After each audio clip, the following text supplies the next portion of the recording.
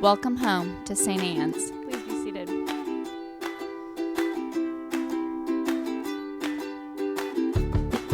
We want you to know that you're welcome to join us at 10 a.m. on Sundays. Please be sure to hit subscribe to receive our sermons. We can't wait to meet you. And I know my calendar well enough to know that we've got a little bit of time before Pentecost, so go Chiefs. I should have worn red. I feel ashamed. Speaking of shame, that is a great introduction into our gospel today. Did you like it? That my little segue right in there? Actually, I do not feel ashamed about my absolute lack of knowledge of football. My husband watches football, and I eat snacks. See, I like football season because it's snack season in my house. So do I know what's going on? No. But I do love a good snack, so I'm here for the snacks. But let's talk about our gospel because, you came to church today, so may as well do something churchy while you're here. Okay, so this is a difficult gospel, I think, personally, because nobody likes being yelled at by Jesus. And many of you know my sense of camaraderie with Peter, because Peter has a habit of opening Peter's mouth way too much. And I'm like, I get that. Peter, my bro, we got that in common. Both of us have a habit of opening our mouth when we should have left it closed. But Peter is so proud of himself because Peter's right. And that doesn't happen very often. But Peter is right today. Because Peter said, well, you're the Messiah. And Jesus is like, good job, Peter. Let's not talk about it, though. But then Jesus keeps talking. Now, remember, up until now, Jesus is a really good time, okay? I know sometimes we try to clean the scriptures up and we make them really dark and depressing and stuff, and Jesus is like an ascetic, not fun person, but that's not true, actually. Jesus is a really good time. In fact, Jesus takes a lot of hits for being a party animal, for being funny, for being sarcastic, for having a good time. Because he's a good time. And everybody wants to be with somebody who's a good time, right?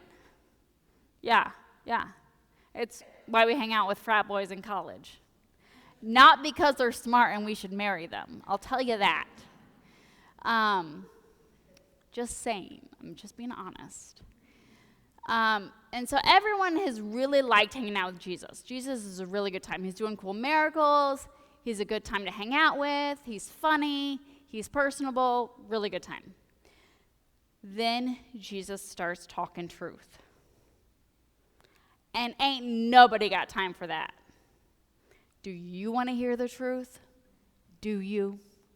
Like, has anyone ever told you the truth and you're like, yeah, I didn't come here for that? No, absolutely not. And so they start leaving, right? So remember, Jesus has had hordes and crowds of people coming, right? Jesus is very, very popular. And all of a sudden, Jesus starts saying this stuff. And they all leave because they're like, yeah, no, thanks. Not signing up for the dying thing. And Peter looks around at everyone quitting, and he's like, this is a problem. So he approaches Jesus, and he says, maybe stop. I don't know if you've noticed, but what you're saying, it's not going over well. And it's okay. Like, you all have had that conversation with me about being like, Meg, that don't preach. Don't say that.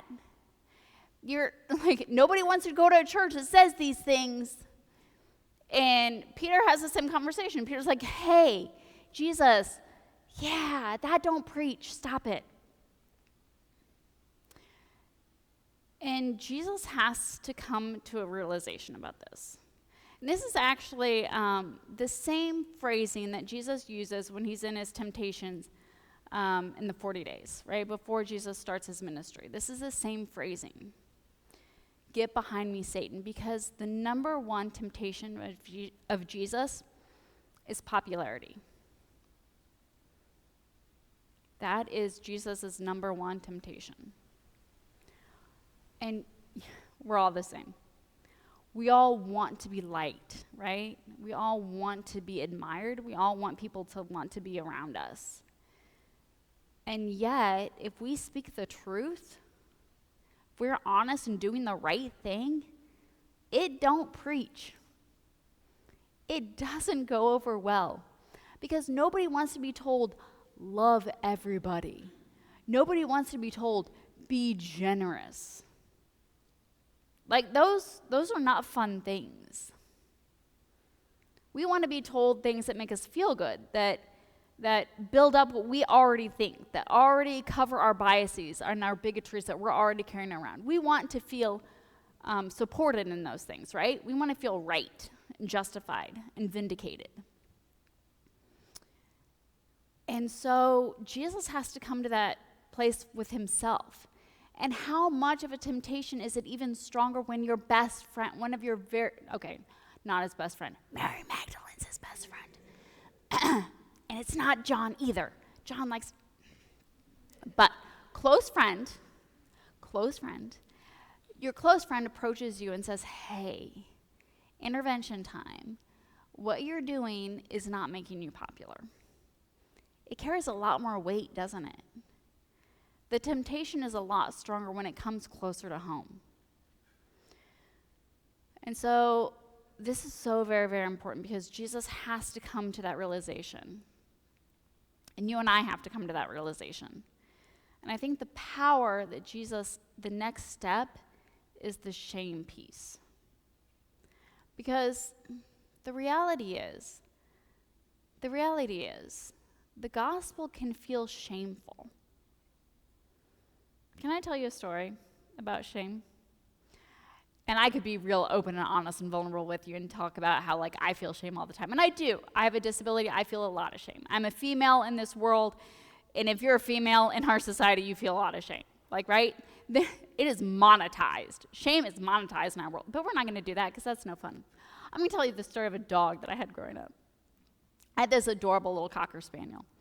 But I lived out on the farm, lots of woods and stuff, and so Cocker Spaniel had to get shaved. So the and she looked adorable. She really did shave. She looked adorable shaved.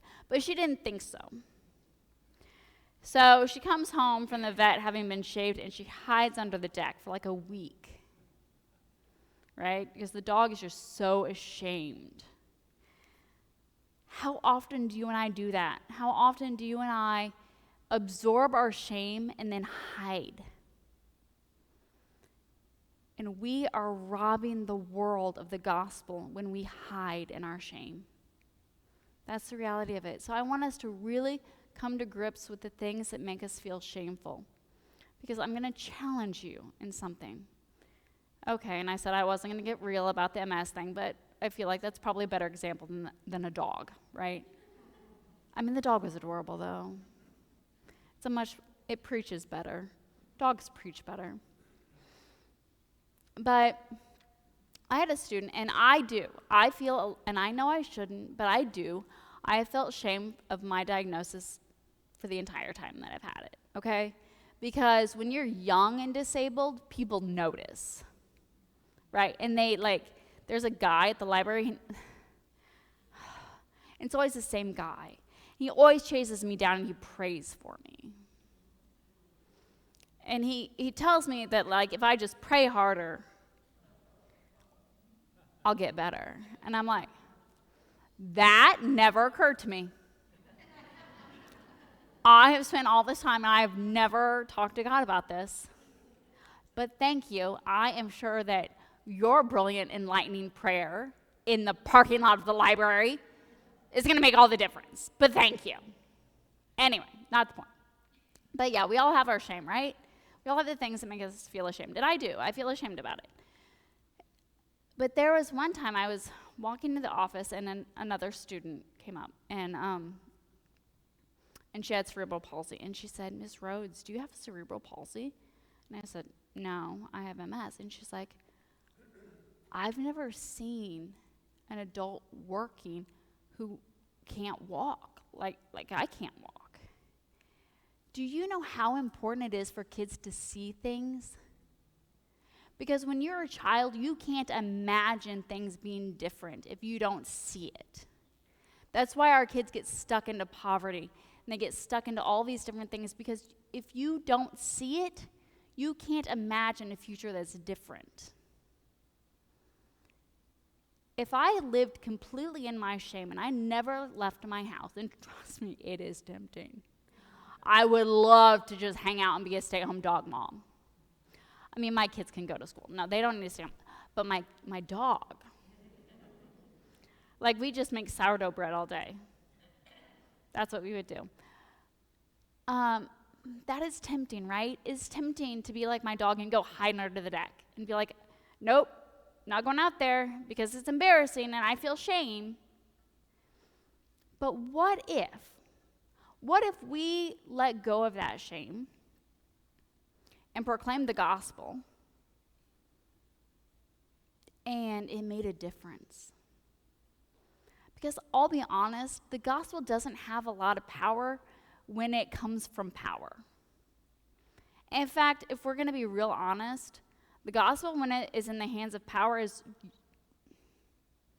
almost always bad. It doesn't go well. Have you heard the Crusades? It's not a good thing.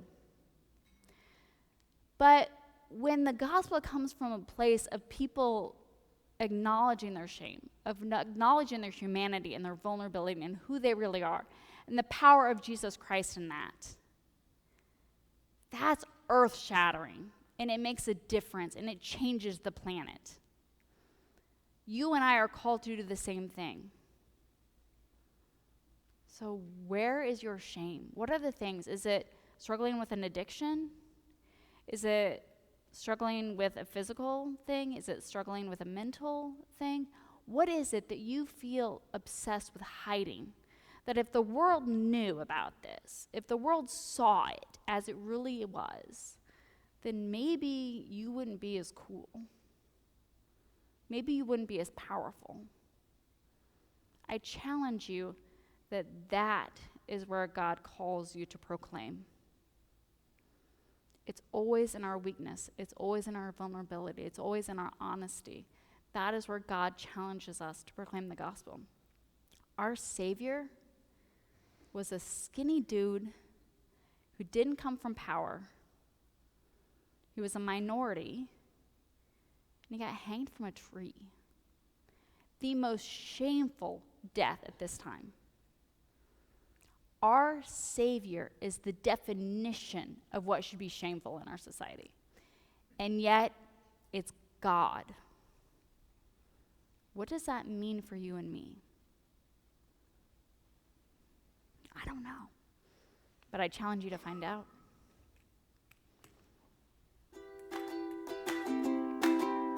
We want you to know that you're welcome to join us at 10 a.m. on Sundays. Please be sure to hit subscribe to receive our sermons. We can't wait to meet you.